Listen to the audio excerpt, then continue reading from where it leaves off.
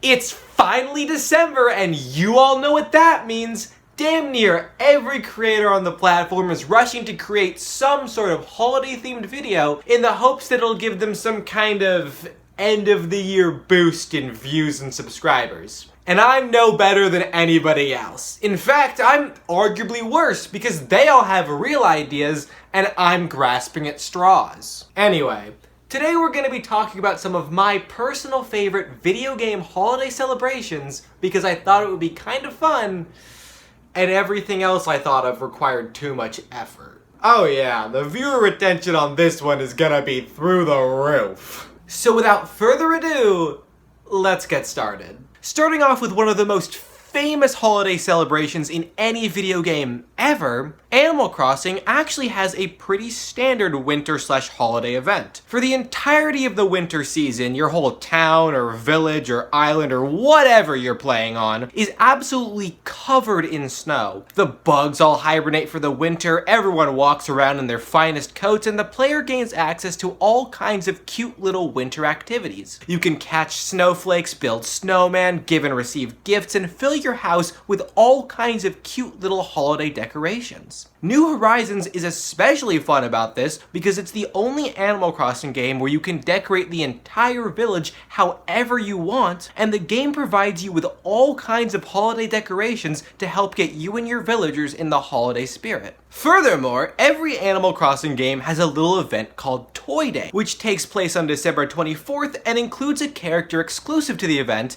named Jingle.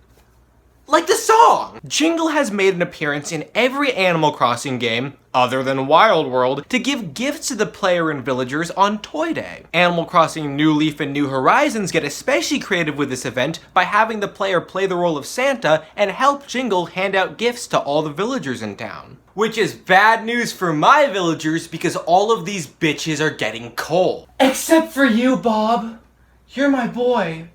You're my fucking boy. I fucking love you. Club Penguin's holiday events were some of the most fun ones out there. You guys remember Club Penguin? Remember Club Penguin? Do you remember Club Penguin? Yeah, never forget what they took from you. Club Penguin's holiday party, formerly known as the Christmas party, was an annual holiday event where all the penguins on the island, and a few from a little farther away, would come together to make merry, enjoy each other's company, and celebrate the holiday season. Just kidding! Most players only showed up to get the free stuff the devs were handing out that year. So really, it's not that different from going to a Christmas party in real life. For 11 days every year, the entire island would be decorated from head to toe, and players could explore all kinds of temporary locations, use unique holiday-themed emotes, and collect a ton of free costumes, many of which were available for both Club Penguin members and broke bitches alike. And starting in 2007 and continuing on until 2017, Club Penguin also hosted the Coins for Change charity event, which allowed players to exchange their freely earned in-game coins for real-world money. Money that would then be donated to any number of great causes. And maybe this is a bit of a controversial take, but I actually think that that's a really cool idea. My only issue is that I wish they had taken a little bit of that money and donated it to the GlazeStelar Foundation for buying me a new PC. Fun fact, you can donate to that foundation right now. My lawyers have recommended that I inform you all that this is not a real charity. Anyway, the Club Penguin holiday parties were always really simple, especially in comparison to holiday events in most other MMOs. But I never played any of those games, so we're not gonna talk about them. The Club Penguin holiday party was always more about the holiday aesthetic than anything else, and there never really was a ton for the player to do at the holiday party. But that never really mattered. So much of what made Club Penguin feel so great was just being there. There was something truly special about being a part of this massive community of people that all came together just to play this stupid ass game about a bunch of penguins that just hang out all day and pretend not to be worried about global warming. And that sense of community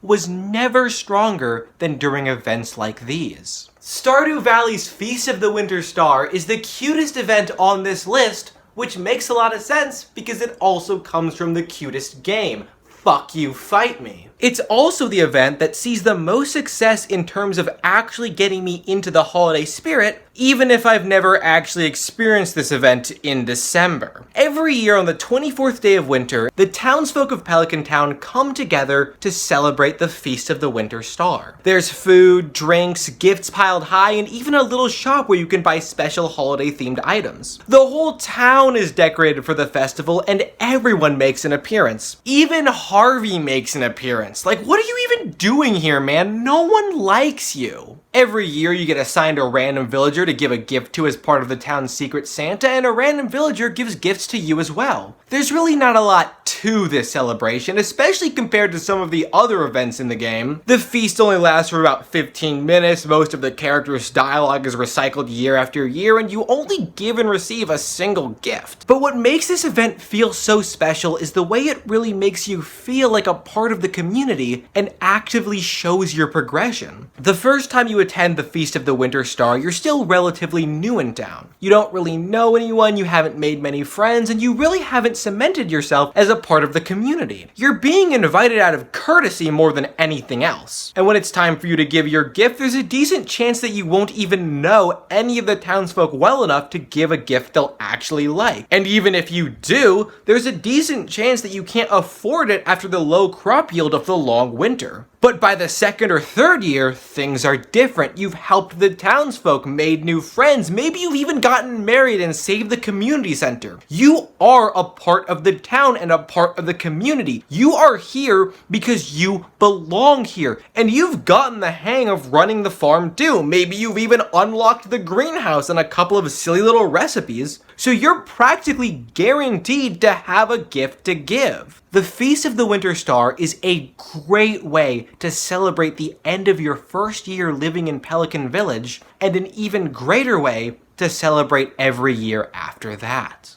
Okay, what else? What else?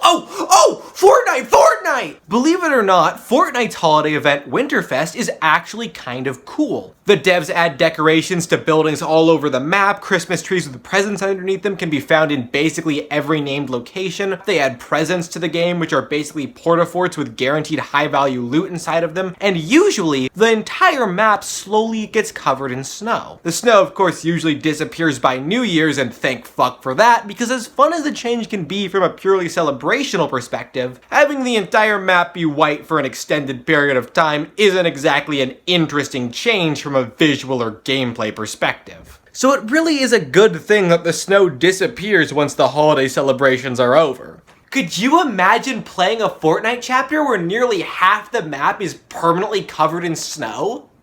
That would fucking suck! Fortnite also gives players access to daily gifts every day for the duration of Winterfest. You get emotes, sprays, gliders, harvesting tools, and the choice between one of two holiday-themed skins. These gifts used to be given away in a cute little winter-themed cabin, but this year they got rid of any semblance of charm or whimsy and replaced the cabin with just another generic menu prompt. Which is just another reason why this year's Winterfest is absolute dog water. Fun fact, this event actually used to be one of the only ways to get a Fortnite skin without mommy's credit card, but now Epic Games gives away free skins so fast and so often you'd think they were trying to get a tax break. But no matter how many free skins they give away, nothing ever seems to beat waiting all the way until the end of Winterfest so that you can open that big final present and get the free Winterfest skin, even if they are a little ugly sometimes. Peter Griffin.